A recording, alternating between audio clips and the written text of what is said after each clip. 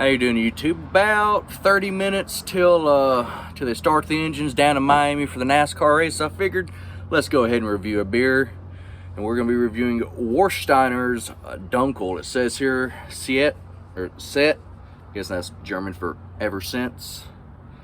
1753. I'm assuming that's the brewery, not the actual beer itself.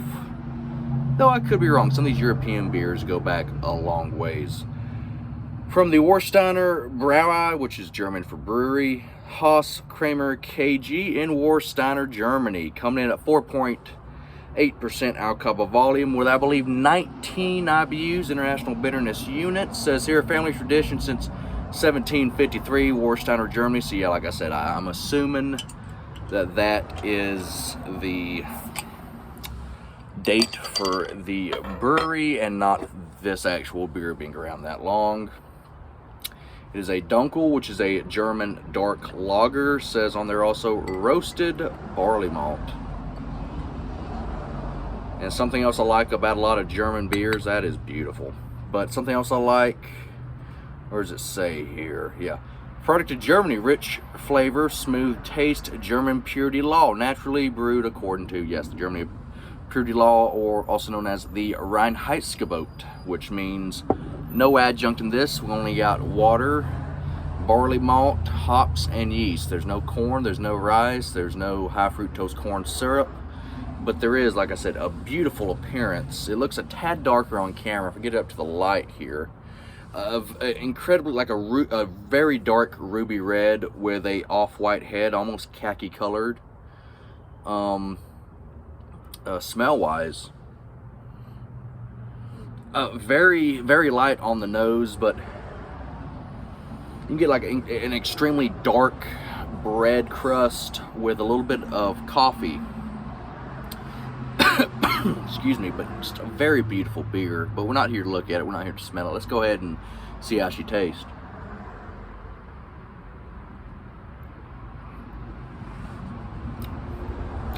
Very nice flavor as well. Like I said, a Dunkel is German for dark.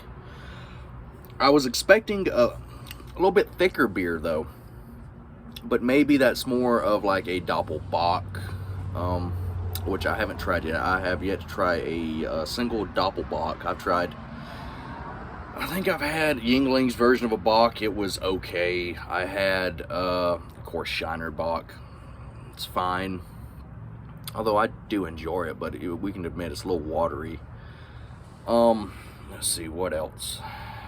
And also got a shadow of Myers. Let's turn this hat around so you can actually see what it looked like.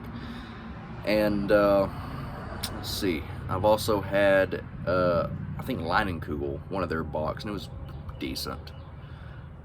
But yeah, like I said, this is not a Doppelbock. This is a Dunkel, means dark in German. And it's, the mouthfeel is light, but you get a good amount of flavor. It's not crazy punch you in the face, but you can definitely taste the roasted malt in this.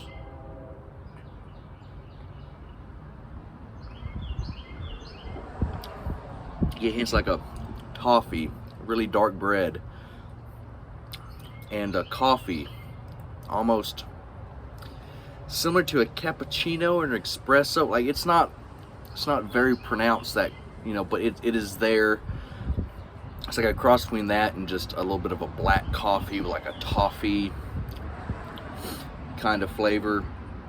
Now, being that you got roasted barley malt, sure it is 19 IBUs, but those 19 IBUs are pretty well disguised from the sweetness of the malt. Although it's all a balancing act here. That 19 IBUs, although might not be present to the taste, you might have to really hunt for it.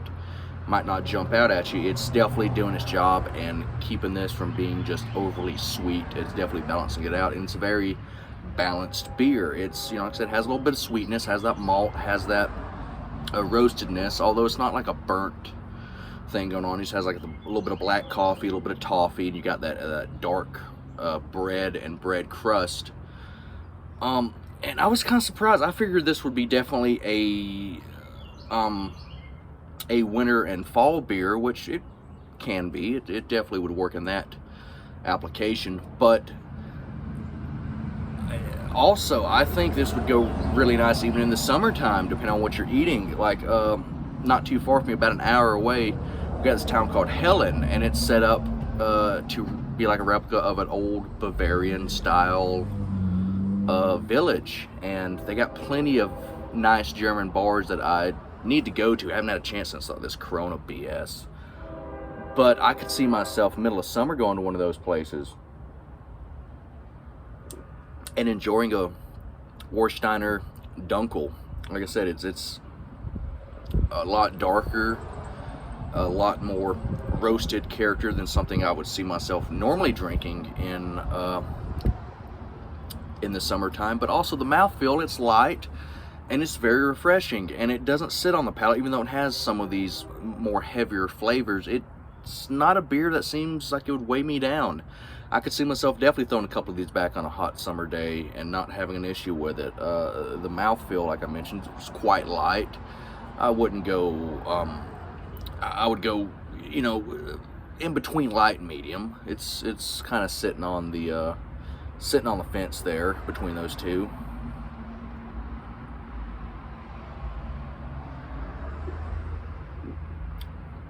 But a very enjoyable beer. I'm gonna see the rating on this. It's I'm trying to think. I'm thinking 8.5. A very nice example though of a darker German beer, because especially for me, a lot of the darker beers that I do drink are porters and stouts, which are very heavy, very thick. You got even more than just like a roasted flavor. Some of these have a very defined smokiness, and this doesn't have that. But what it lacks in those kind of punch you in the face flavors, it makes up for in drink. Excuse me. As you can tell, drinkability. This is very enjoyable and very versatile. Also, like I said, I could see myself drinking this in the summertime, but not only the summertime. I'm gonna go ahead and see myself drinking this in, you know, in the fall. It gets a little cooler. This could also work as well. Just a very nice, you know, and clean, refreshing beer that just has a little more going on. Like I said, this could be something I throw in my rotation, you know, if I want something a little bit heavier, but it's, you know, when it gets hot outside, but I want something still a little heavy.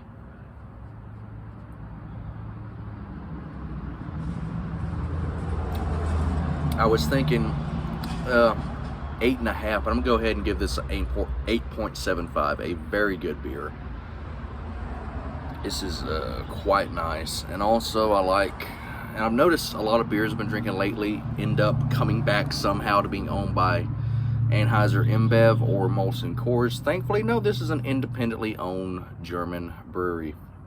Like I said, the ingredients, even though I did mess up, it has something else in here. It has brewing water, barley malt, roasted barley malt, hops, and there is hop extract. And I know some craft beer snobs go, ooh, hop extract, they're doing that because it's cheaper than buying actual hops. They're ripping you up. Well, no, there's plenty of craft beer that I know of that has hop extract. Y'all calm down. This is a very good beer, and actually, you know, not too god-awful expensive. I think it was $8.99 a 6-pack. That's fair. That's definitely fair. Yeah, like I said, I'm gonna give this a, you hear the Mexican music in the background. I'm gonna go ahead and give this an 8.75 out of 10. Definitely a good beer, and if you're interested in German beer, like I'm assuming a lot of people, if you're interested in beer, period, it's hard not to be interested in German beer. But if you want to try something a little different, Warsteiner Dunkel is definitely one to try. And anyway, like, rate, subscribe if you care to. If you don't, ain't gonna hurt my feelings. Spade neuter your animals, but first and foremost, after you had you a nice Warsteiner, go out there and kill your local pedophile. Have a good night and pleasant tomorrow.